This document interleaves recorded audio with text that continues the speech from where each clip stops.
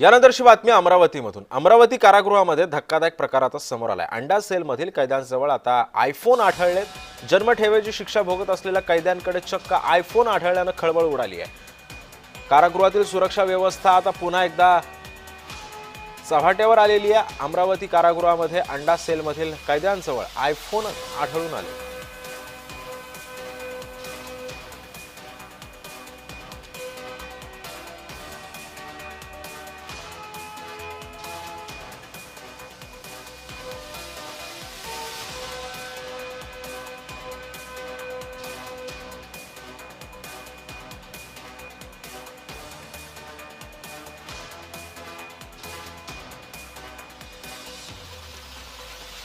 या संदर्भामध्ये अधिक माहिती देतात आमचे प्रतिनिधी सुरेंद्र आखोडे आपल्या सोबत आहे। सुरेंद्र, मला सांगा, कसे काय आयफोन सापडू शकतात अमरावतीमध्ये, ते पण अंडा सेलमध्ये असलेल्या कैद्याकडे जो जन्मठेपेची शिक्षा भोगतोय?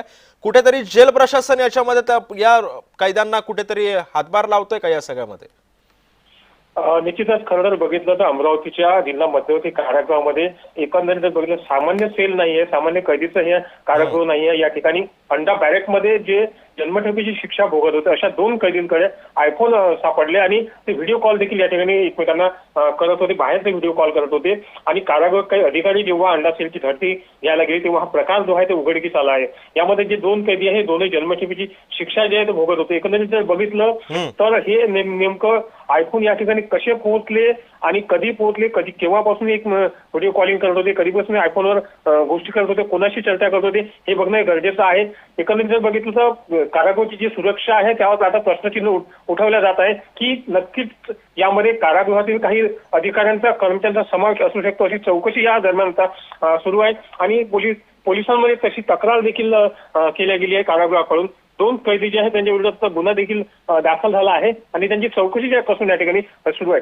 मात्र एक सांगणं अत्यंत गरजेचं आहे की अंडा बॅरेकमध्ये हे दोनही कैदीजवळ मोबाईल सापडल्याने यामध्ये निश्चितच कारागृहातील काही कर्मचाऱ्यांचा समावेश असू शकतो अशी शंका या ठिकाणी वर्तवली जाते। सिद्धेश, पण सुरेंद्र, जर आपण बघितलं असेल तर ही काय पहिली घटना नाहीये। याच्या आधी तर म्हणजे कैद्यांपर्यंत सगळ्या गोष्टी पुरवल्या जातात जेलमध्ये, अशी सुद्धा माहिती बाहेर मिळते।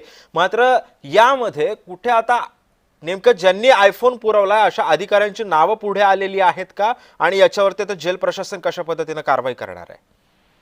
नक्कीच यापूर्वी सुद्धा अनेक अशा वस्तू ज्या आहेत जीवनावश्यक वस्तू ज्या आहेत कैद्यांना पुरवल्या जात होत्या। मात्र मोबाईलची घटना ही एकंदरीत बघितलं असेल तर पहिल्यांदाच त्या ठिकाणी पुढे येत आहे। जीवनावश्यक वस्तू ज्या आहेत त्या मोठ्या प्रमाणात कैद्यांना पुरवल्या जात होत्याची माहिती येत होती आणि तशा बातम्या देखील पुढे आल्या। मात्र आता अंडा सेलमध्ये अक्षरशः मोबाईल फोन पुरवलं जातं आणि त्याची बातचीत जी आहे ते बाहेर ठिकाणी ते लोक करतात। मात्र तिथली सगळी घटना, तिथल्या सगळ्या घडामोडी ज्या आहेत ते बाहेर कैद्यांना त्यांच्या नातेवाईकांना, इतर जे काही गुन्हेगार क्षेत्रातील लोक आहेत त्यांच्यापर्यंत पोहोचत असल्याची माहिती या ठिकाणी मिळत आहे। निश्चितच यामध्ये अधिकाऱ्यांच्या कर्मचाऱ्यांचा समावेश असू शकतो। त्याशिवाय हे आयफोन जे आहे ते आतमध्ये जाऊ शकत नाही, कारण की जेलमध्ये सामान्य व्यक्ती जरी इतर कैद्यांना भेटायला गेला तेव्हा त्यांची पूर्णपणे चौकशी केली जाते। त्यांना सगळ्या वस्तू ज्या ते बाजूला काढून ठेवावं लागतं, मोबाईल जे आहे त्यांना ठेवावं लागतात आणि अशा परिस्थिती, अशा सुरक्षेच्या कडेकोट सुरक्षेमध्ये मोबाईल फोन कसे जातात यामध्ये निश्चितच अधिकाऱ्यांचा कर्मचाऱ्यांचा समावेश असू शकतो। आणि त्या दृष्टीने जो आहे या ठिकाणी चौकशी जी आहे ते सुरू आहे। अधीक्षक कीर्ती चिंतामणी जे आहे ते या मार्गाने कसा शोध घेत आहेत। नक्कीच सुरेंद्र, त्यामुळे आता या सगळ्या पार्श्वभूमीवरती जेल प्रशासन आता पुढची भूमिका काय घेतं हे सुद्धा पाहणं महत्त्वाचं ठरणार आहे। धन्यवाद आपण दिलेल्या माहितीबद्दल।